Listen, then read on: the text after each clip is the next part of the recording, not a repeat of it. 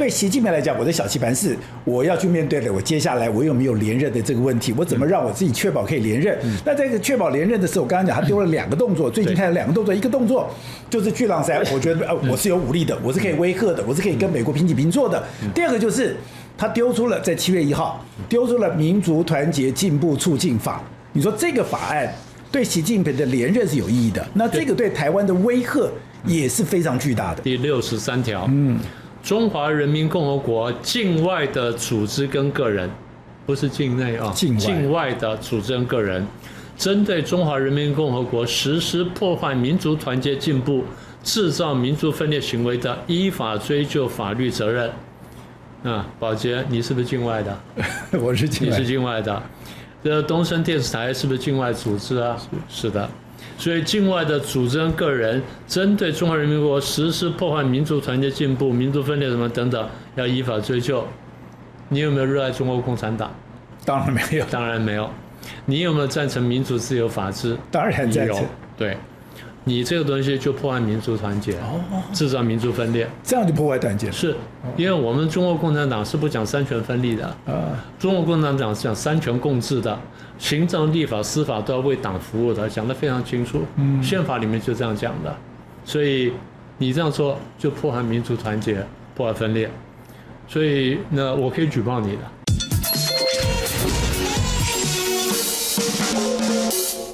在我們節目曾經多次的談到，就是這世界上是一盤棋，而現在全世界最重要的主旋律就是美中的大對抗。所以你現在看到了美國攻擊了委內瑞拉，美國攻擊了伊朗，甚至我們看到在 AI 高科技戰爭裡面，它的這個是高科技的管制，甚至包括在台灣。鄭麗文當選中國國民黨的黨主席，鄭麗文到了中國去跟習近平見面，甚至你看到了美國高規格的去接待韓國瑜，它其實都不是單一的事件。如果你爬書往後看的話，它的背後都是中美博弈裡面的一個棋子。而看面對這樣的一個棋子，我們怎麼來看待？甚至中國現在出了2個大招，這2個大招是因為7月1號。中國推出了這個民族團結進步促進法，等於說他把他的常備管轄權給拿出來了。就算你不在中國，就算你在台灣，如果你發表了一些的言論，被中國認為說你不利他的利益，你不利他的團結，你可能都在中國追究的範圍之內。那這對台灣來講是一種威脅嗎？另外，我們看到在昨天7月6號中午12點。中國居然發射了巨浪3的長程導彈，是透過潛水艇發射的。我們看到這個長程的導彈，它可以發射9000到1.2萬公里。過去低島鏈的重要在於說，我用低島鏈其實是封鎖了中國的潛水艇，讓你的潛水艇不能隨意進出低島鏈。因為中國過去你不管巨浪1、巨浪2，你的射程大概都在5000到6000之間，你不能在你的內海攻擊美國的本土。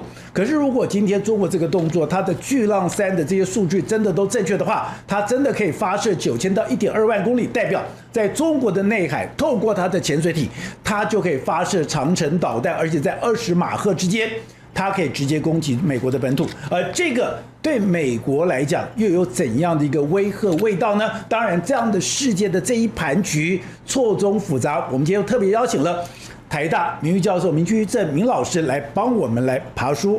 明老師你好。主持人好，各位觀眾朋友大家好。好，那明老師，我們剛剛講的，你一直在講世界是一盤棋，是台灣不能不了解這個棋，也不能不了解台灣在這個棋中的這個地位。所以它有趣的在於說，您之前已經談過了，不管是委內瑞拉，不管是伊朗，不管是中美的科技大對決，它的背後都是中美大對抗。那當然最近呢，中國也想把它拉回去，所以中國現在透過鄭麗文，透過了政協會。看到了在立法院針對這個所謂的軍購的杯葛，有一點把國民黨或者把立法院把台灣拉到靠中國的這一邊，但是現在美國出招了，美國透過我覺得很難得，居然讓他見到了強森，讓那個韓國瑜等於說回來了以後，整個又改弦更張，又通過了所謂的無人機的條例，又拉回了美國一點點，這代表什麼？這代表美中已經不是嘴巴講的，已經不透過代理人了，他已經實際的兩邊都把手伸進台灣來了。其實美中把手伸進台灣裡面來也不是第一次了吧，對不對？那只是這一次我們看得太明顯太清楚了。當然那個時候，其實我說我們去年2月份呢，就已經看到得到消息說，中共呢要在台灣立法院裡面搞事，說要把台灣的立法院當做一個戰略高地來奪取，然後奪取這高地之後呢，第一是擾亂這個台灣內部的這個管制啊，或者這個政治過程；第二就是拿這個讓這個削弱台灣的力量呢，讓台灣不能變成美國對抗中共的棋子。所以我一直在講，我說這個話我都講了超過10年了。我說台灣一直是美中在大局博弈當中的一個棋子，所以你剛剛講那些事件呢，一點都不錯，它不是單一事件，它是2個大國博弈當中呢棋盤上的棋步而已。那我們是棋子，大家聽到棋子覺得很難受。對了，這個當然從民族主義角度來說是不舒服的事情，但是如果我們真的沒有強到就是可以自己動的話，那你人家擺布，你就要想說，我站在什麼位置上，我做到哪一步能夠變成人家車馬炮，而不是兵或卒。你得想這件事情，是對不對？那當然有本事的話，你就變成美國嘛。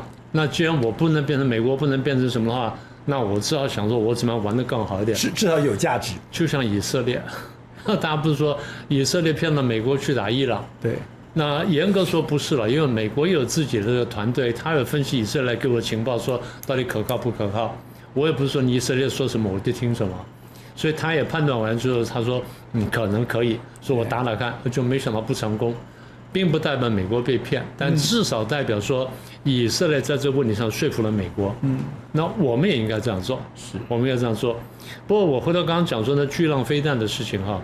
對了，巨浪3可以打9000到12000沒有錯，可以從這個內海就打到美國，但是大家不要忘記，因為我們講的核子武器呢，那個彈道飛彈呢有3款，一般來說，一種是空射，一種是海射，一種是陸射。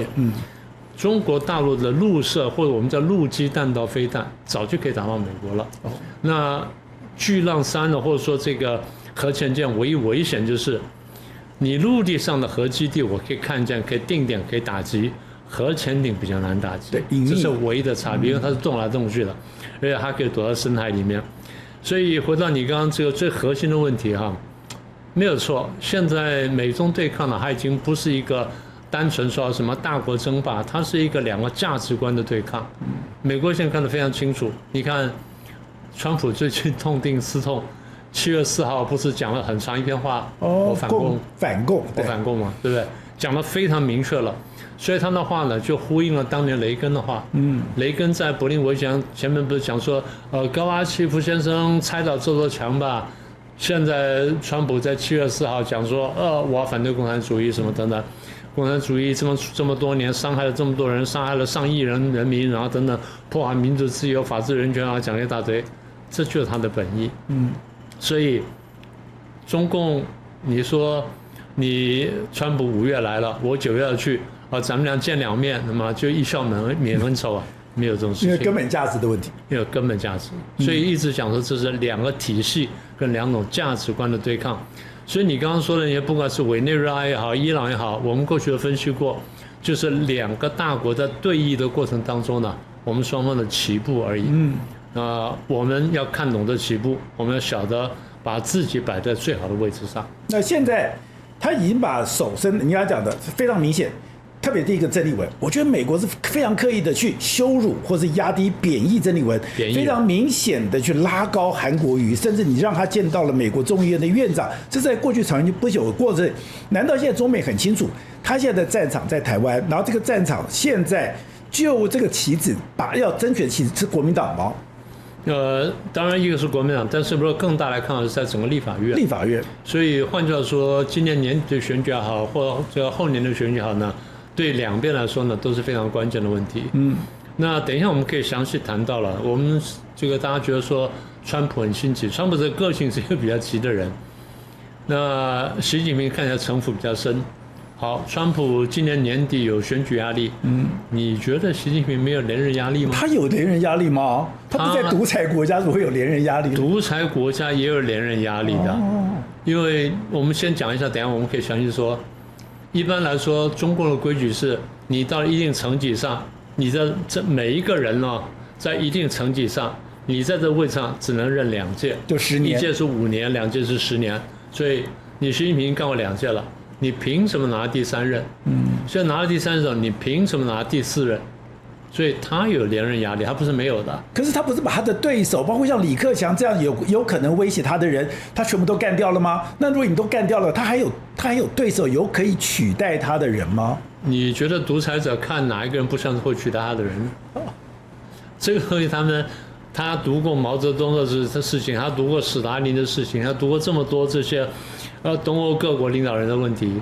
他的確看得見，就是在我們共產國家裡面，最後導彈就是咱們同志了，就咱們同志了。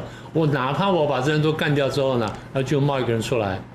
赫魯曉夫在開20大的時候，當時就批判了那史達林，哇，痛罵史達林时代是罪惡，怎麼樣骂到群凶惡極。哎，角落有人問說，那請問戈巴契夫同志，請問這個赫魯曉夫同志，那時候你在哪裡？誰講的話？你們不敢出聲了，我就在那裡，我就在那裡，當時我就在那地方，意思就是說，今天我老大，你敢惹我？當年斯大林更老大，沒人敢惹他。对。那今天我這樣講話，你都不敢出聲音了。就是咱們什麼體制？咱們是共產體制，就這意思。所以我如果當到了，我就會不一樣了。雞犬升天，然後呢，我威行天下，是應該這樣說。好，那所以就有趣，就是現在在整個全世界這大棋盤是中美對抗，是那等於說在習近平自己內部，他有個小棋盤，也就是說這個。中美大對抗的棋盤是誰要當這個世界的霸主？對。但對習近平來講，我的小棋盤是我要去面對的，我接下來我有沒有連任的這個問題？我怎麼讓我自己確保可以連任？那在這個確保連任的時候，我剛剛講他丟了2個動作，最近看了2個動作，一個動作就是去朗山，我覺得我是有武力的，我是可以威嚇的，我是可以跟美國平起平坐的。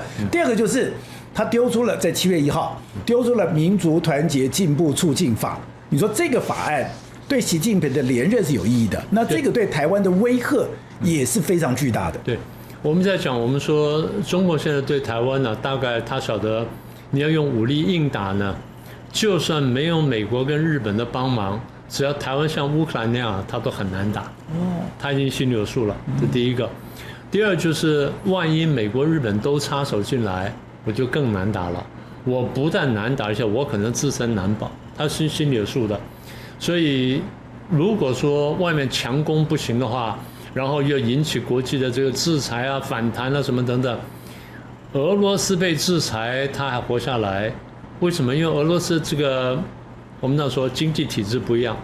俄羅斯經濟體制呢，比較像當年斯大林的經濟體制，跟世界連接不多，跟世界連接很少，很少。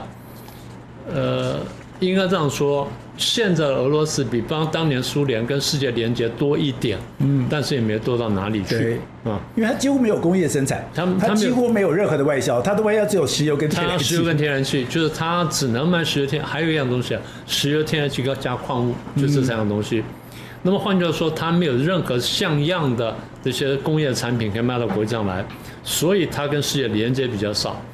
那麼當年斯大林呢走了這一步，然後最後這個仗打起來了。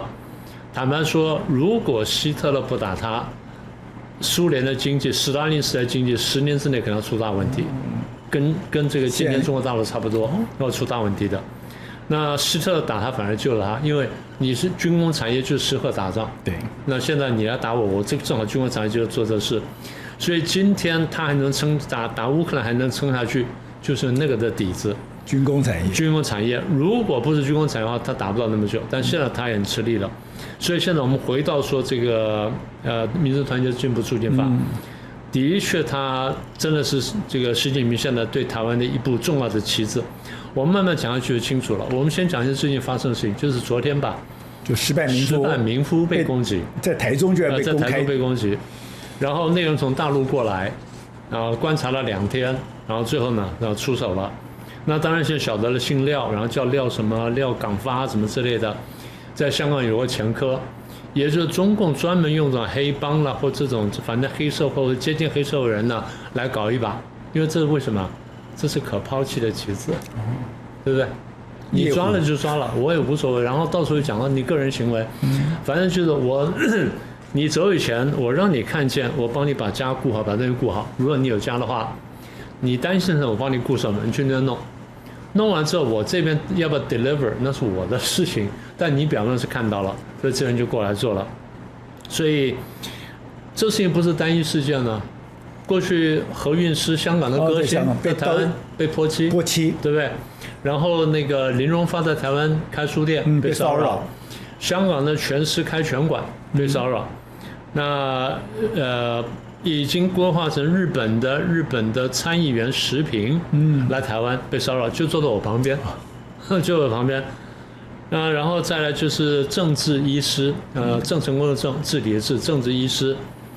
他是親眼看到大陸活摘器官的人，他親眼看到，然後就九死一生逃出來，逃到加拿大，被企圖暗殺了、迫害什麼等等，多次，然後最後活下來。台灣要演的國有器官也好，演超限戰也好，一天到晚被炸彈恐嚇，我也被暗殺恐嚇啊，所以我被暗殺恐嚇，對啊，去年我就知道了。所以我還發表過不自殺聲明，真的是很好笑的。連你都在裡面啊！所以簡單說呢，這已經不是長臂管轄了，也不是跨境鎮壓了，這叫國際恐怖主義，對不對？對，更是如此。不過話說回來，這個法律哈，我們先談一下表面條文，我覺得還有更深的意思。不過我們先從條文談起啊，這些中國人的法律也好，我常常講他們作文比賽冠軍。那民族、團結、進步、促進，哪一個不是好的詞？好詞。哪一個不是正面詞？但這些正面詞背後，它到底代表什麼意涵？我們一點點講給大家聽。當然，今天時間有限，我挑幾個重點給大家講。我把它這個法律呢，我們簡稱《民族團結法》，一共7章65條，我把它詳細看完。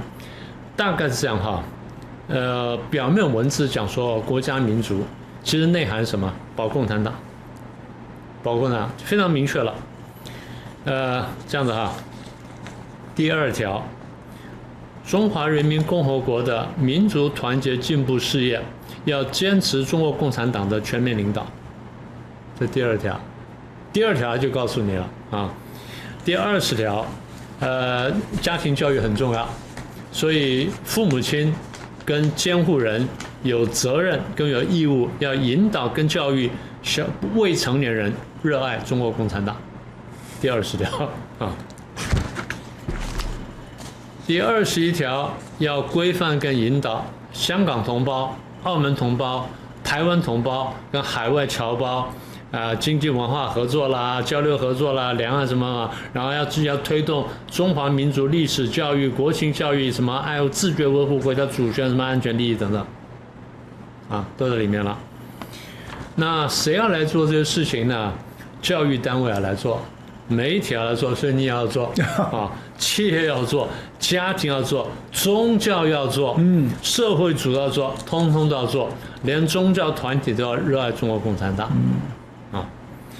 那所以簡單說呢，原來維護國家統一啊，這叫什麼呢？這叫國家認同，對不對？然後這叫做政治表態。那在民主國家，你可以不表態，你愛不愛這個國家，我不講可以吧？可以啊，你有這自由，你有這權利，這是你的公民權利。但在那地方呢，你慢慢沒有這權利了。你沒有不表態的空間，是沒有不表態的自由。你不但要表態，而且你要幫忙，你要來促進，你要來熱愛共產黨。那沒有，你剛才講有2個，我覺得非常過。第一個就是我們知道中國就是缺什麼講什麼。是。那如果你今天要用這麼大的一個動作，這樣的一個法律，你要來保護黨，你要把這個黨的這個所謂的利益為優先，那代表你這個黨是有問題的。你黨難道已經危及到說你要用一個法用這麼大的動作來做這件事情嗎？是啊。然後第2個是說，本來你之前在講說，你只要不主張台獨，你就維持現狀，你都是台獨。那現在可能變成說，如果不促成統一，就是我以前我只是被動，我什麼都不做，你可能就是台獨。可是現在如果我不積極的去促成統一大業，那我也是台獨了。那你就等於把所有人都逼到牆角了。对，所以我常常講，我說我當年呢就講過這件事情。我說大陸對這個台獨啊定義太寬了。定義太寬就變成什麼事情都是台獨。後來我到大陸講，我說有的是台灣意識，不是台獨意識，你要把這個分清楚。就像上海有上海意識，廣東有廣東意識，四川有四川意識，有沒有這個東西？有這個東西。大家對鄉土的認同，你不能等同於政治的認同，這兩件事情。我這個話是1991年在大陸講的。哦，你在大陸說？90到91年在大陸講的。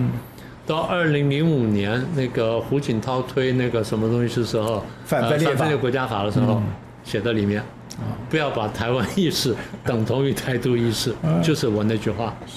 那現在又跑回來了。對，現在跑回來了，就你剛剛說的，你不可以就是只是消極的說，我不講話就算了。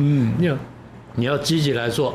那現在當然還沒有走到這一步，將來遲早走到這一步。只要你不積極的做，你不積極的促進，對，你都算台獨了。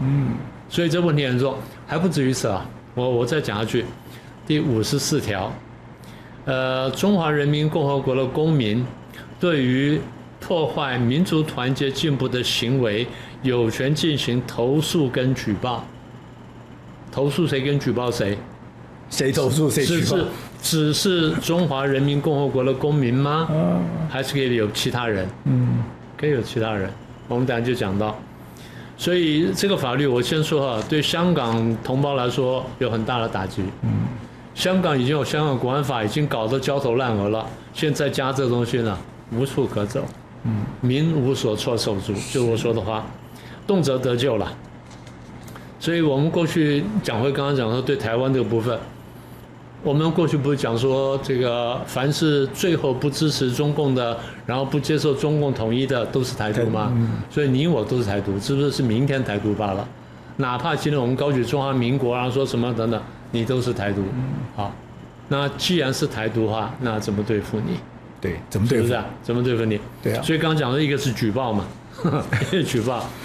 那再來是什麼呢？當然我們要這樣講哈，不是說這個法律推出來7月1號生效之後，今天已經是7月4號、5號了或7號了，我們就很危險了。大概還沒有到那一步。他現在是先把刀舉起來，然後在你頭上揮，看看你看他什麼時候覺得力量夠時，他再一刀劈下來，就像1國2制一樣，香港1國2制一樣，我先弄起來了，那你們就看着辦。然後走了，到2003年的時候，我想推23條，你們激烈反抗，好，我收回來。到了2019年，我覺得可以了，我臉一拉，我就推了，所以我根本不管你們。所以這個壓力不一定是馬上就來的，但是呢，他對言論也好，台灣講話可能有人就開始想說，我是不是不要講那麼台的話啊？我是不是稍微講點統的話？在台灣呢？然後你內心有個小警總，對，然後在學術上面，我不是小警總，有個小中共，有小中共，有小黨委，然後在學術上面，我寫東西是不是少講2句？然後跟他們交流的時候，我是不是再謹慎一點點？甚至企業往來的時候，我是不是都要再小心一點點？換句話說，就你剛剛講的，自我審查開始了。對，你覺得台灣人現在沒有自我審查嗎？有些人有，對嘛？不就是這樣的嗎？我覺得有。那現在這東西出來了，他想說，我過一陣要去九寨溝去玩的，所以現在我一定不要說什麼東西，然後我一定要小心點，甚至我講一些比較更冠冕堂皇的話，這樣我才比較安全。那麼，你如果說大家心裡都有一個小共產黨的時候，你覺得這對台灣的民主、自由、法治、人權沒有傷害嗎？已經傷害了。所以你說長臂管轄也好，什麼的那也好，我想多少有一點點吧。是，所以應該這樣說了。倒是不是說真的會抓人，而是說台灣呢已經第一自我設限，第二就是我們的民主自由的確受到影響，這真實的。可它不會產生另外一種副作用，就是你這樣，因為之前的反分裂法也是講的沸沸揚揚，可是對最後來講，就台灣影響並不大。你這件事情再過點，你不會讓更多台灣人覺得反彈嗎？如果你對我影響沒那麼大，我對你反而更沒有辦法去接受那樣的生活形態嗎？沒有錯，但他無所謂啊。他無所謂，他無所謂。他不是講給台灣，他也是講給台灣看的，因為我給你核戰選擇，你不然的話我就打你啊，你不要打是吧？那你投降嘛。所以這叫核戰選擇嘛。所以我一直在講，我說最快現在是7月了，我們現在已經連續在各位看那幾個親共的報紙、媒體跟那幾個電視台也好，一大堆人出來講這個東西啊，我們要和平談判啊，我們要和戰選擇啊，我們要選擇和平，我們不要什麼呢？我們曾經和解過，我們為什麼忘記了呢？對，我們沒有忘記啊，對方從來沒有真的和解過啊，重點在這裡嘛，對不對？所以很多很有名的過去的官員也好，然後或者說這些商人也好，不都跳出來講話了嗎？連過去非常台派的許文龍不是也被迫表態過？所以你覺得不產生效果？對，你說那個統一法也好，或這個法也好，反分裂法也好，你說沒有效果，有點效果的，因為有些人的確在心裡面是產生壓力的。還更不要說別的，我還有一些教授朋友很認真在想說，我怎麼來定一個這個1國2制台灣版？他真的在想這個事情。那你覺得沒有效果？有效果。是。所以對中國來說，我就要這個效果，為什麼呢？因為這樣你就不能團結，你們內部會分裂。有些贊成我，有些反對我，我要就這個效果。是。我就要這樣，因為你們團結起來就會對付我，你們不團結的時候呢，我就可以操弄你們呢。對。所以這個法律它另外的效果就是，我就是造成你們的分裂。所以用這種威嚇造成台灣這種不安全。對。那這種不安全剛剛講到，那等於說，那你說我就算不表態，就是你自己在強調了，現在已經不是說你支不支持台獨問題，是你不主動推動統一，你可能都會有罪了。那這個範圍太大了。將來對。所以他現在他會一點一滴記錄下來啊，包括我們的節目在內，他一點一滴記錄下來啊。那個寶傑曾經說過什麼東西，然後明玉珍在寶傑那邊說過什麼東西，一點一滴記錄下來。我是碰過的，90、91年我到大陸去，那有個人就當面講說，你不要太囂張了，你不要以為我們不知道你幹過什麼，你哪一年這什麼說過什麼話，哪一年這麼說什麼，哪一年這麼寫過什麼東西，哪一年幹過什麼事情，我們都知道。哦，他們都有記錄的。有記錄，它是一個非常龐大的記憶體，然後。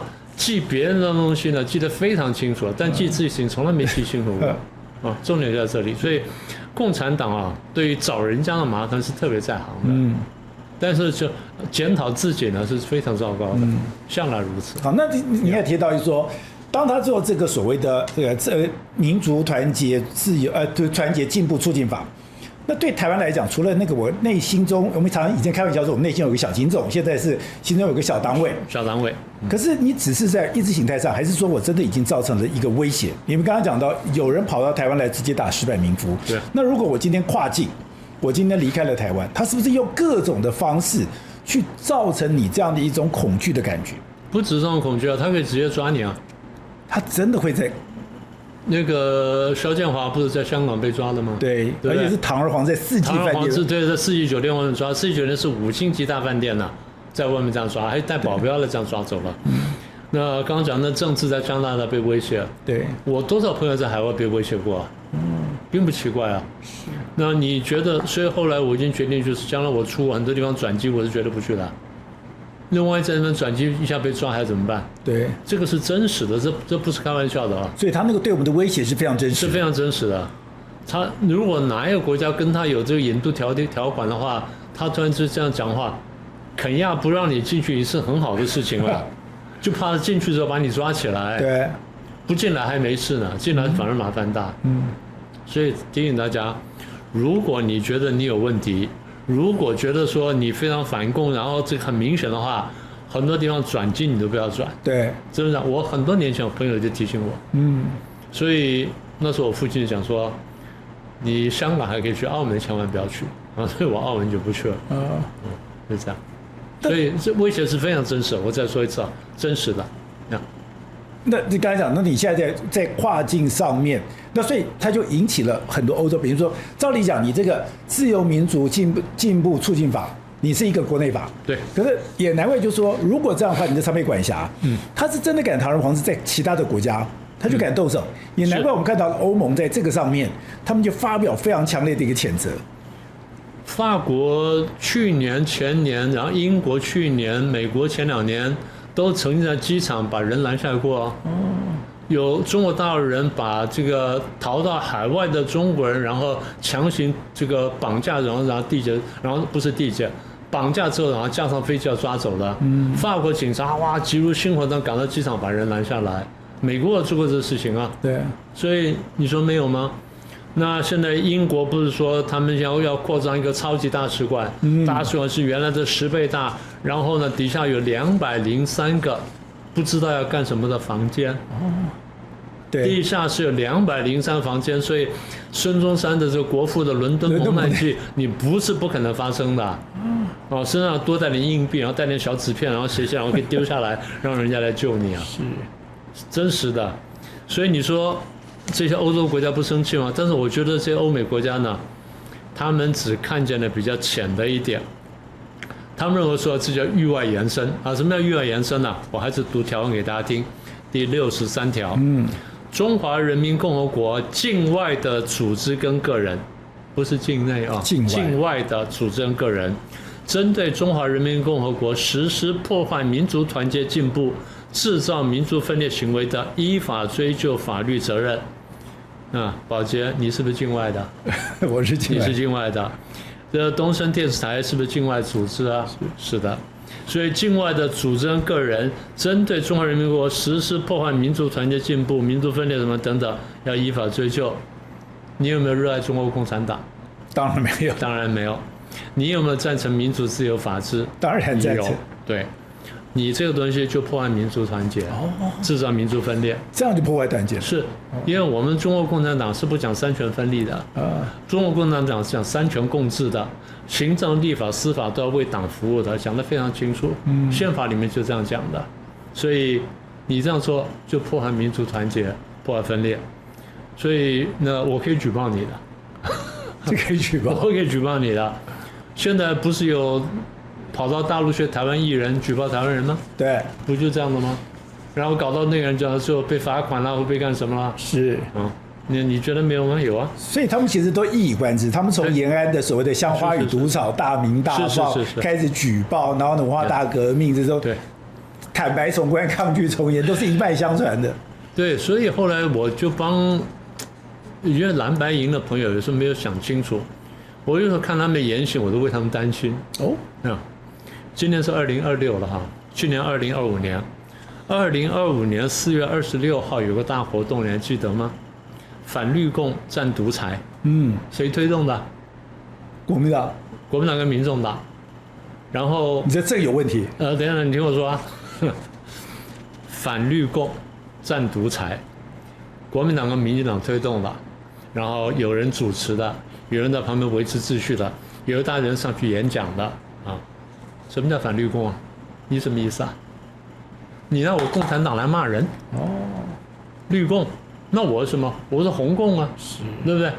綠共是壞人，那紅共是好人嘛？所以，按照藍白的邏輯上講，你不是在罵人嗎？所以你聽說，按照共產黨的邏輯，按照中共的邏輯，國民黨這個東西是在罵共產黨，罵共產黨。所以你跑來跟我握手，你騙我。你騙我，開玩笑，只有我共產黨騙你一份，哪有你騙我共產黨的份呢？所以這種沒事就沒事，有事就拿來當呈堂跟證供。對啊，對啊，我條文都擺在這，我已經寫在這了，勿謂言之不預也，這是毛澤東講的話呀，勿謂言之不預也。所以他把他，他們是這樣講的，其實早在這個馬克思是講，就這樣講了，我們共產黨人從來不隱瞞我們的企圖。我們就要推翻現在這套秩序，就是要打破這套舊秩序，然後打破這套你們所謂的倫理道德。我們要把我們的無產階級的倫理道德施加在各位身上，這叫解放，這叫解放。對，他把枷鎖套到我們的身上，然後告訴我們這叫解放。今天他就做這個事情。是，所以你剛剛說歐洲國家最生氣就是啊，你這個域外施行什麼等等，你這個要跨境鎮壓或跨境迫害啊，什麼搞什麼海外警務戰，這我們都已經看到了。如果你喜歡今天的內容，歡迎你斗內相挺，用一杯咖啡、一杯好茶的心意，支持團隊製作更好的精彩內容。而你的超級留言，我都會認真看的。是中國看現在也可以這樣子為所欲為嗎？他可以在這個全世界這邊，他隨時把他的所謂的常備管轄，他要抓人，要這個恐嚇，他真的可以？比如說你這連過境這樣子，他真的有這個能力嗎？現在這樣的哈，所以為什麼我說有些國家不能去？那歐美這個國家當然沒有問題。歐美這個國家，就算他跟他有引渡條約，大概都還相對安全，因為它畢竟是個比較文明、比較法治的國家。但那些比較落後的第三世界國家，我們還真的要弄個清單。應該這樣反過來說，就是你要列2份清單，一份是有引渡條約的，一份是沒有引渡條約的。你仔細看看哪些地方能去，哪些地方不能去。你不要以為說你去看足球賽，結果後來看完之後進了秦城監獄，真的啊，或者說你以為說你去吃6碗買6次，結果最後進了秦城監獄。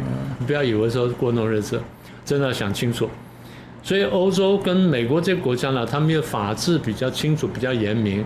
就算你真的什麼話，一般來說政治犯是不引渡的。政治犯不引渡，所以沒有事情。但是有些國家你真的想清楚，它是不分的。是，這些呢已經不叫跨境鎮壓了。你如果說我私設行堂，然後突然間這個給你弄個麻藥，然後像那個什麼金正男一樣，2個女生我分別往那两蒙一下，然後你就嗝屁了。是這個2個東西一摻起來，那就是剧毒啊，你就再見了。那你覺得中共不幹這事兒？美國不是在他境內破壞了很多這些叫什麼？地下的生化實驗室嗎？对不對？抓了好幾個啊，在那邊做什麼？做武漢肺炎病毒啊，做什麼病毒啊，什麼等等，已經發現了。美國現在是隱忍的不說了，但是有一天要翻案的時候，那也都攤出來了。所以今天就這情況，歐美這個國家我再說一下哈，他們現在基本上就是擔心跨境鎮壓。但是我一直提醒他們，我說這個問題呢，不只是跨境鎮壓，它真的是對台灣的這個心理戰也好，總體戰的一個部分。而這個總體戰最後會到你們那邊去。是，也就是這些論述呢，將來會跑到華盛頓，會跑到倫敦，會跑到巴黎，或跑到柏林，你們都會看到，你們都會聽到。所以苗老師一再強調說，我們太輕忽中國的一些態度跟決心。對，其實我最驚訝是什麼？是最近在台灣的一貫道的教友。不是很多人到了中國去，是居然覺得失蹤了。那這個對我來講是不可思議的事情。一貫道在台灣早就已經解禁了，一貫道在台灣早就是一個正常的這個宗教活動了。可是沒有想到在什麼時代了，你既然這些人到了中國去以後，他们居然就一個一個的，然後就不見了，然後沒有任何的交代。所以今天到了中國去，你是不是違規？你是不是違反原則？不是你說了算。那中間有很多台灣人根本沒有辦法想象的那個結界在那個裡面的。所以為什麼我常講說台灣人要認識共產黨就在這裡？現在我們國軍要重新這個提倡反共愛國教育，我覺得很有道理。其實我覺得全台灣都應該進行反共愛國教育。我們愛中華民國，我們正在做這件事情。一貫道的事情其實這並不奇怪了。中共迫害了何止一貫道？從他剛剛建國開始，佛教、道教非常的多產，基督教、天主教，然後修女啊，然後這個什麼和尚啊，這個什麼被迫還俗，然後結婚，逼着結婚，修女被逼着還俗，這不是發生在文化大革命啊，大家不要搞錯啊。早在1950年的事情已經開始了。是，中共號稱無神論，所以真正相信神的人，我一定迫害。無神論不是說你可以去相信你的神，我相信我的無神，我是要把我的無神強加在你的有神身上，所以相信神都是不對的。這叫做無神論。大家不要搞錯了。我再說一遍，無神論不是你去信你的神，我來信我的無神，不是，我要把我的無神強加在你頭上，逼迫你相信無神，這才叫無神論。可是我不懂，是一貫教又沒有對他們造成威脅，怎麼會做這麼？你覺得天主教、基督教、佛教、道教對中共造成威脅了嗎？他認為有，他認為有就有，他認為有。為什麼？你去信天主，你信神，你不信我共產黨，你不信我共產黨，所以我才說共產黨像邪教嘛。對，對不對？你不信我共產黨，這是可忍孰不可忍。我常常講過一件事情，我再說一遍了。馬克思當年信的是黑教啊。黑教？馬克思信黑教。馬克思是猶太人，對，他從小是在猶太家庭長大，但他爸爸媽媽從小去信了基督教，所以他是在一個信基督教的猶太家庭裡面長大，對，然後18歲的時候跑去這個讀書，跑去讀書的時候呢，在18歲到20歲之間呢，不曉得為什麼信了撒旦教，這個考證過的，他真的上去殺人考證過。大家去看一篇文章叫《馬克思成魔之路》，7個字，馬克思成魔之路。它原來是一本書，然後後來有人把它摘成一篇這個比較短的文章，等於是摘要。從大學開始，他已經很清楚了。這個我下次有空專門談這題目，看見你很有興趣。這太詭異了。是。好，那可是在這個，所以我就先把這講完。所以他不是無神。他是用無神來包裝撒旦教，是這樣子。所以這才是真正的本色，是用無神包裝撒旦教。好，那您也特別提到了一個，就是如果在這樣的狀況下面，那台商的處境就不是變得非常尷尬了嗎？不只是尷尬，而且是危險。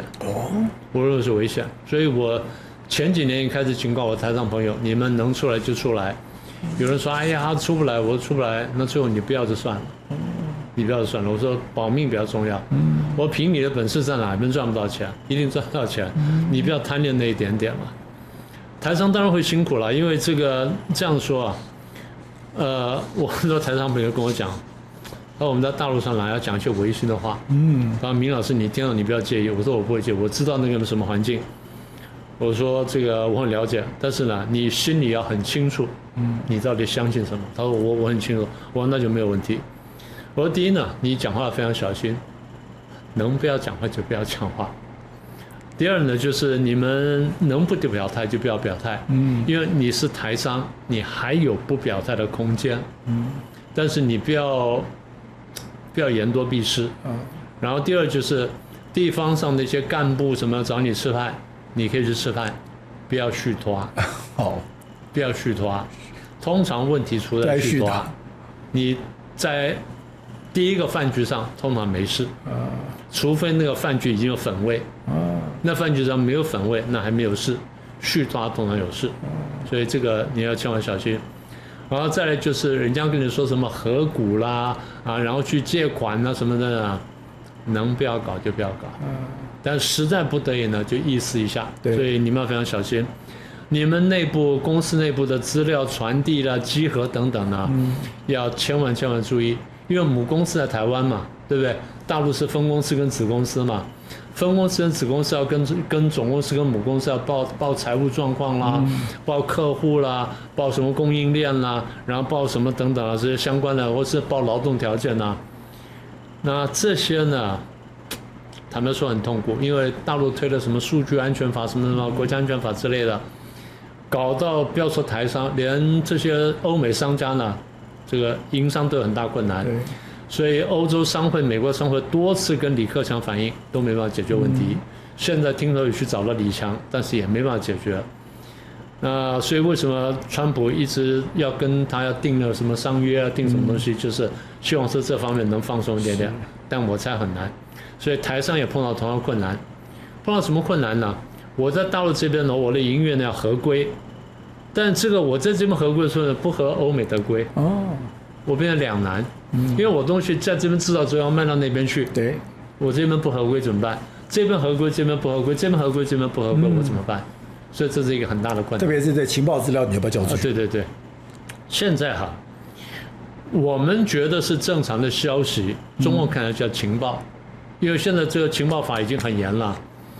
我一個朋友幾年前呢，在大陸新聞界朋友在大陸跑新聞，在有一年的兩會是3月多開，他在前一天聽到一個商業的一個消息，說兩會通過這東西，他就發布，就被抓，早一天被抓，坐了5年牢吧，還6年牢，放出來，就這樣。只是公布一條消息，公布一個新聞，就坐了5年牢。他就發一個新聞，對我們來說就是獨家，對不對？對啊，獨家頭條，然後搶先發布，這還得了不起的事情，要記大功呢，我們覺得他應該坐牢了。為什麼？竊聽國家機密啊，對不起，偷竊國家機密。是。所以你說台商危險不危險？對，當然危險。星光都被綁架過。對，上飛機還是上飛機被綁下來。對。所以你覺得沒有危險？都有危險。所以當然了，我也不能說都怪台商，說你要去追逐利益，不過那地方風險比較高，所以大家真的要小心。所以能不去就不去了，然後要去的話，你要真的想好怎麼自保。這個總而言之啦，就是這個沒有民族團結這個進步促進法，你已經很危險了。加了這個法之後，你的風險我不能說加倍，但加20%-30%跑不掉。好，那所以一定要小心。中國的民族團結進步促進法是在7月1號公布的。是。那在7月1號的時候，習近平也做了一個大的動作。這個什麼大動作呢？他居然在105年的黨慶上面，又特別的親口講說，要堅決打擊台獨分裂勢力。為什麼在這個時刻裡面，在黨的以前他很少在黨慶的上面做這樣的一個表述？那這個跟您剛剛講的，他的小棋盤是有關係嗎？對，對。這樣就講到小棋盤了，所以我們再重複一下，現在的大棋盤就是美中對抗，然後兩種體制對抗，兩個意識形態對抗，兩種價值觀跟两種生活方式對抗，啊，這很清楚了。那問題是，川普呢？我們剛剛前面講說，11月份要選舉，他有這個其中選舉壓力，他如果照現狀走下去，必輸無疑，應該跑不掉了。所以他應該會丟掉1個月，他如果丟掉2個月就非常麻煩了。不過反正他很危險。那反過來說，難道習近平沒有連任壓力嗎？有連任壓力啊。那為什麼有連任壓力呢？我們仔細說一下。照中國共產黨規矩，我們剛剛講說，其實每一個職位呢，他只能再幹2任，10年。習近平的2任呢，從2012年開始，到2017年是第1任，到2022年是第2任，現在是2026年。也就是2022年的時候，在這個20大的時候拿了第3任。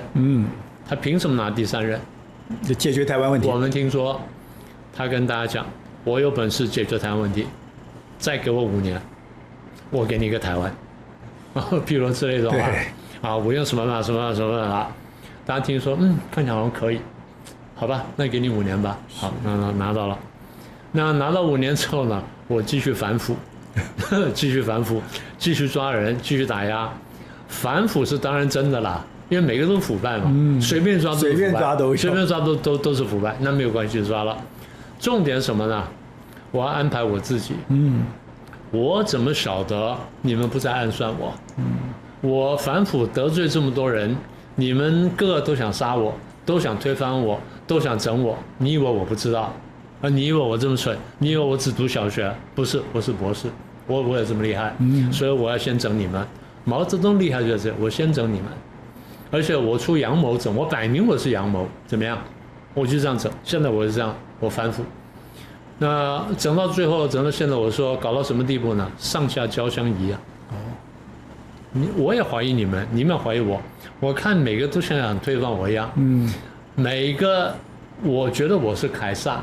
但我覺得你們每一個都是凱撒敵人，對不對？他就到這個地步了。趙紫陽說，毛主席在1958年的時候呢，精神就很緊張了，他講得很含蓄，意思就是說不正常了，他就開始懷疑人了。你後面看這事情啊，這樣才能解釋為什麼看不順眼劉少奇，看不順眼這個林彪，看不順眼這個什麼，甚至四人幫，然後相信華國鋒，甚至呢，他可能是用華國鋒和四人幫2個互相鉗制。對，這兩步棋都是我下的。你們誰都不能丟掉我的旗子，誰丟掉我的旗子，那另外一邊就是打他。所以如果四人幫丟掉我的旗的話，那華國鋒打他；如果華國鋒丟掉我旗的話，四人幫打他，你們倆互相鉗制，這樣保我萬年。鄧小平也這樣玩呢，就內部鬥爭。鄧小平也這樣玩，那你覺得習近平不這樣玩嗎？對不對？所以我不要以為獨裁者他是絕對安全的，獨裁者覺得他自己非常危險，隨時會出問題，所以我要步步小心，我步步的安排。那怎麼安排呢？現在我現在絕對不能下來，我下來一定沒命，對不對？絕對沒命。我也覺得他危險，對不对？連你都覺得他危險了，他不覺得你得罪多少人，你殺了多少人，對嘛？你把薄熙來這麼大的家族就不幹掉，鄧家也被他幹掉了，對，鄧家也被幹掉，對不對？都被幹掉了。現在剩下這些人都是這些叫什麼店小二開这個王小二開店嘛，一代不一代嘛。那現在這都是王小二，我心裡也清楚。那萬一那家伙回來怎麼辦？而且我怎麼不曉得？我怎麼曉得說不會有王小二被買通的？哪個店小二、店小三被買通？怎麼不可能？當然可能，所以我一定要非常小心。所以我現在算計你們啊，那老大算計老二、老三、老四、老五那就算了，老二到老七難道不在算計老大嗎？也有可能。還有一種可能就是老二到老七覺得老大身體不太好，他上次中風過，啊，上次怎麼樣過，啊，最後我們把他救回來了。其實那是不救就好了。是，大家不要忘記啊，史達林最後死了10個小時才死掉。他倒在地上，然後最後被警衛發現，警衛局跑去通報，政治局說不要救，不要救。政治局說，他說你自己想躺在那兒。還有這一段我還不知道。所以史達林是躺在地上10個小時，10個小時。大家為什麼不救？就是不要救。對，就是等你走，因為你走了之後我們才好日子過。把你救回来之後，你要害我們。救回來之後呢，第一件事情就是追責醫生。對，誰把我搞成這樣？哪個醫生下的藥？對，就抓了一批醫生，殺一批醫生。那今天你把他救回來之後，你覺得他不會殺一批醫生啊？然後殺完醫生之後說，醫生誰找的？是不是蔡奇找了醫生，還是李強找了醫生？對，還是誰找了医生？誰找了醫生？你給我查查看。他說懷疑每一個人。那蔡奇上的神色不對，他看我是臉色不對。那海外有一張照片給我看見了，他後面看我是那神色神情有點鄙夷，那嘴角往下垂，什麼意思啊？然後上次我過去握手，張二俠竟然沒有站起來，什麼意思啊？所有人都是罪名，充滿疑慮。那前一陣子那個小飛機炸到了那個中國的，不是更可怕嗎？對啊，據說那小飛機是轉過彎的，沒有轉彎就直奔中南海去了。對，因為那個中信大樓旁邊就是中南海。對啊，那7公里就1分鐘的事。對，1分鐘2分鐘的事情，他飛了20分鐘都沒人發現，你們都沒攔下來，什麼意思啊？但底下人想說，在北京能開小飛機不是一般人吶。對，你在北京能開小飛機？當然不行，當然不行啊！所以沒人敢去動它。誰在北京能開小飛機？絕對不是一般人吶。對，萬一是習明澤呢？或萬一是誰？王岐山是什麼人呢？對，或蔡奇什麼人呢？我怎麼知道呢？所以什麼人呢？但他越飛越近，不對了，趕快派直升機去。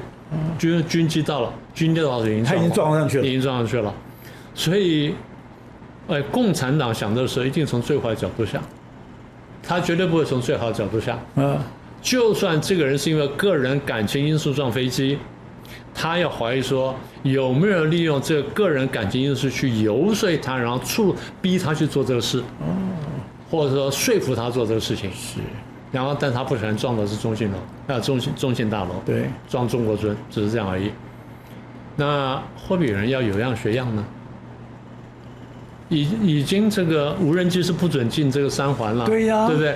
零件也不許進去了，怎麼有小飛機進去了？小飛機，所以我們可以猜得到的，附近的小飛機機場跟駕駛學校全部關閉，對，夷為平地，然後掘地3尺，焚城啊，把它滅掉，完全可以想象。那麼也就是說，他們想事情跟我們想事情不一樣，所以對於習近平來說，我現在下台一定非常危險，所以我一定不能下台，我要爭取第4任。怎麼爭取第4任呢？我在我這段時間，在明年開21大以前，我想要把台灣拉近一點點。我怎麼拉近呢？我講好話，他不會過來的。我必須又要一面講好話，一面要嚇他，所以用核戰2手，用軟硬2手逼台灣過來。對，所以他現在做的事情都是這樣。共產黨是不相信你會自動過來的，我要逼過來。我要跟你談判，我不是求你談判，我逼你來談判。我要嚇你。对，我對美國都是這樣子，對不對？我連美國都逼來談判，台灣怎麼逼不過來？當然逼過來，所以只要逼過來一點點，我就可以交代，我就可以有第4任了。那怎麼逼過來呢？那譬如說這樣子，你們在明年21大以前自願這個公投統一，那最好了，就是美不勝收。那實在不行的話，那這樣子。你就算坐下來跟我談統一，都是進步吧？是不是這樣？只要有個交代。對，我們派了個團，然後到北京去或到新加坡去，坐還認真談統一，是不是進步？是進步。好，那你說不談統一，我們派個團在新加坡或者在這個雅加達談什麼呢？咱們談停戰協定吧。停火協定吧。是。簽個停戰什麼協議吧？或簽個什麼和平協議吧？是不是進步？是進步。所以曾麗文做的所有動作都是讓習近平有個下台階的。是。所以是不是進步？是進步。那麼也就是說，所以民族團結法呢，我又兩種力量都在，我又有拉的力量，又有打的力量，我兩個都有。但是你要再打呢，我過一陣子還會開飛機過來，打一下10萬民夫，這都是。所有動作都是大棋盤裡面的一環。是，可他不是也強調說，我現在要和平、要對話、要談判嗎？是，和平對話談判絕對不會說我不打你，我打你也就是要和平談判。我沒有動兵就叫和平了。是，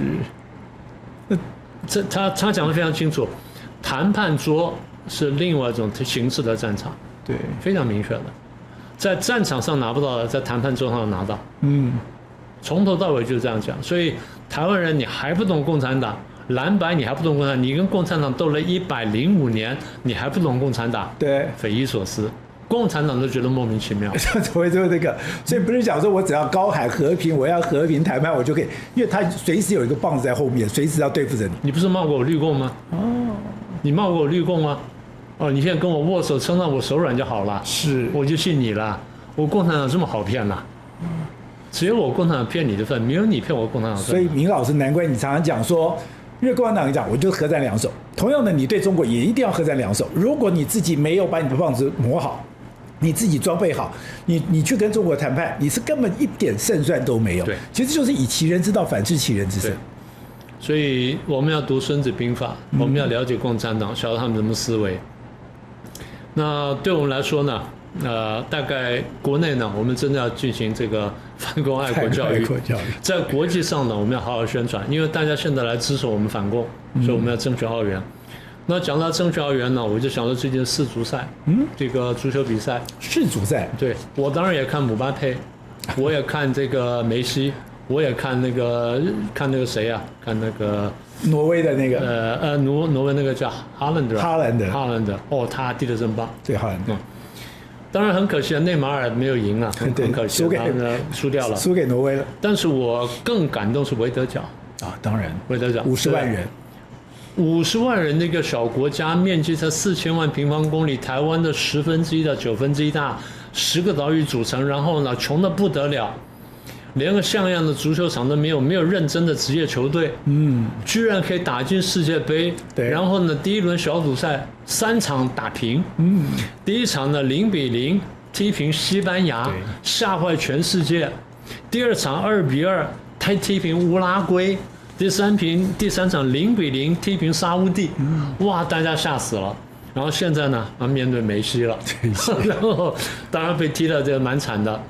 梅西只靠一個烏龍球在裁判贏的，靠烏龍球贏，對，但是對方射門好像多少次啊？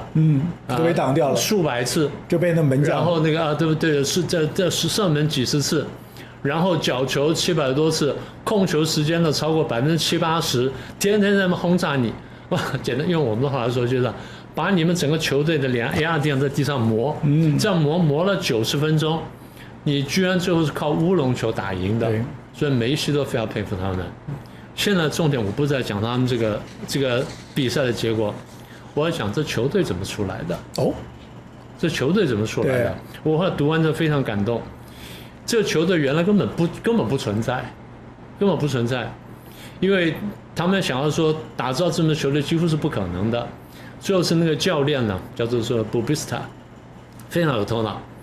他說：“我們有很棒的球員散在各地，他們移民出去了，我們把他找回來。”他就發那個簡訊，發給他們叫做 LinkedIn 發出去，很多人接到之後以為是詐騙。是啊，這一定是詐騙。什麼時候國家隊主帥找我回去踢國家隊？怎麼可能？就過了5-6年之後再來一次，他說是認真的，你要不要想一想啊？他是人就去幹一幹，發現是真的，就去了。去了之後，這些人呢，從不同的國家來，在不同的環境生長，然後講不同語言，就要打成一支球隊。這我們看叫雜牌軍了。所以怎麼把雜牌軍打成一支有團結力的勁旅？他們不再住在維德角，他們住在世界各地，然後是教練一個一個拉回來。有住在愛爾蘭的，有住在葡萄牙的，有住在西班牙的，有住在美國什麼，這樣把它弄回來的。對啊，是這樣子。就花了幾年功夫弄回來，弄回來之後怎麼辦呢？你們呢？要知道你們是維德角人，怎麼樣知道你們是維德角人？第一，去學語言，學維德角話。因為教葡萄牙語了，去學那語言，然後學完之後呢，去認識維德角的文化，然後跟那土生土長那維德角人談話，然後住在這地方，然後呢，跟這些在維德角長大的踢足球人去聊天。他們真的這樣做？真的這樣做，搞了5-6年，慢慢的打造出來一支軍旅。所以維德角最強什麼？不是說他一定會贏，而是我們是維德角人，我們是維德角人。原來是愛爾蘭人、葡萄牙人、西班牙人、德國人、英國法人，這些人呢，在這些國家永遠進不了國家隊。對，但是來到維德角國家隊，他們是這樣子建構他們的認同。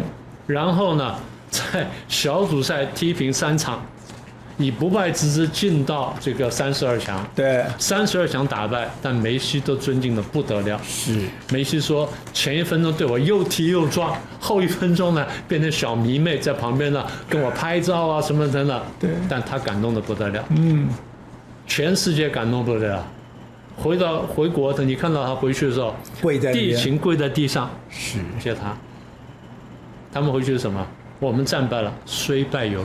對，這個就是體育精神。但是體育精神背後什麼？國家認同。所以我們認同什麼？對，我們在台灣認同什麼？你現在講到重點。對，我覺得賈德曾經寫過一本書，他在寫說，當時芬蘭其實全世界最慘烈的戰爭是蘇聯進攻芬蘭的那一場戰爭，那是1比20的這個戰爭。對，然後那時候芬蘭就是等於說是打敗，也不能打敗，他其實是輸的，他其實就非常慘烈的打贏過。然後呢，他裡面講到一句話：芬蘭人為什麼這麼團結？芬蘭人為什麼打不敗？然後呢，為什麼有這麼強的內聚力？你剛剛講的維德角，我就突然想到，他說芬蘭語。他說芬蘭語是全世界最特別的語言，也是最難學的語言。那芬蘭語，因為這個芬蘭語讓芬蘭人對這個國家有非常非常強烈的認同，而這個認同感是，就算蘇聯這麼大的國家都沒有辦法這樣摧毀。所以您剛剛強調的就是，如果對台灣來講，其實台灣現在某個程度來講，最可貴的是認同。可是台灣現在最大的危機也是認同。對，對，就是這個問題。對，所以我要再問我們自己一下，我們認同什麼？只認同這塊土地嗎？不是吧？認同我們的生活方式，認同我們的民主、自由、法治、人權。雖然它並不完美，但它可以自我改善，這才是我們真正認同的東西。藍白的朋友們，你如果真的認同中國的話，如果中國有民主、自由、法治、人權，那當然可以認同。沒有以前，沒有這些東西以前，希望先把這推廣到大陸去，這才是我們真的應該認同的東西。所以苗老師，你講也好，其實人類是一個非常特別的，是智人是所有的古人類裡面會為一個想法、為一個理念去獻身的。對，然後因為智人有這樣的一個特色，所以他才可以打敗尼安德塔人、丹尼索瓦人，這個所有的各種族群。那我們曾經講過，甚至是一種想象的共同體。而這個想象的共同體其實是認同。所以如果台灣今天要能夠活下來，或者說我就要面對這麼大的敵人，你想到這才是一個關鍵，我要有個認同。我要有一個認同，我才有一個台灣建構我真正的想象的共同體。那有這樣的想象共同體，我才會願意為這個想象的共同體獻身。那這個價值是什麼？那就非常重要了。那這是台灣的所有的政治人物非常重要的一個課題。這就是今天我們認同的普世價值嘛。所以藍白營的朋友們真的要想清楚，你究竟認同什麼？只是反台獨嗎？反台獨可以啊，用憲法就可以反，用選罷法可以反，用公投法可以反。不需要拉共產黨，更不需要聽共產黨的話。好，那苗老師再告訴我們說，這世界是一盤棋，現在有2個棋盤在進行，一個是中美大對抗的棋盤，一個是習近平個人的小棋盤。那台灣當然都是中間最關鍵的那個棋子，我們怎麼來看待？還有，我覺得最後呢是最關鍵。今天你看到了維德角，或者你看到當年的芬蘭跟這個蘇聯的一個戰爭，或者你今天不管是吧，包括英國能夠對抗這個所謂的納粹，重要的就是你要對某種價值、某種信念你有認同，而那個認同才會讓你獻身，然後才會讓你奉獻，才會去爭取或者珍惜你最寶貴的東西。非常謝謝苗老師，謝謝。各位寶潔朋友圈的朋友，大家好。您對我們的支持，還有您對我們的指教，其實我們都會認真的閱讀，因為您的每字每句都是我們自己反省，我們要自我檢討，甚至我們未來怎麼去調整方向，的一個關鍵的因素。所以我們就剛剛講到的，就是你現在的這些留言有什麼留言，那我們可以怎麼樣子來的跟觀眾來進行回答。淑娟說：“支持寶潔及團隊，你們是最優秀的。”非常謝謝您的肯定。當時講說，我們的節目其實還有很多改進的地方。那這種改進也是我們每天都在做的工作。聽後X5R他說，政府部門主管機關應該管理一下，堅決不讓中共產品進來台灣。我覺得應該這樣講，就是現在大家覺得很難思考，是說我們知道現在有很多的網購，現在很多的網購居然是有很多的中國的網购是這樣直接進來。那你如果說沒有任何的管制，現在很多國家都有管制，我也不理解说為什麼我們台灣在這方面沒有管制。你沒有管制，第一個你的品質，第二個你是對台灣的商業、对台灣的產業會不會有傷害，這都是政府應該面對的問題。Rookwood 0222他說，天佑台灣，感謝寶潔，一起保護台灣，台灣人加油。當我們希望說在台灣這塊土地裡面，我們真的好好的守護，好好的來保護這個國家。Karen 說：“感謝寶潔哥制作這麼好的節目。其實能夠做這樣的節目，其實是我覺得那是一種福分，那是一種福報，我們會非常珍惜。”喂，20110他說他看了正習會那一集，他說只有我覺得鄭麗文尖嘴猴腮，面露凶相嗎？對於鄭麗文是不是尖嘴猴腮，我們不予置評。立刻他看了川普無視習近平警告的那一集，他說中國與和平水火不容，要改成這樣子比較通順。也就是說，中國跟和平不水火不容。其實今天要追求和平的，其實是台灣。我們從來沒有挑釁過對方。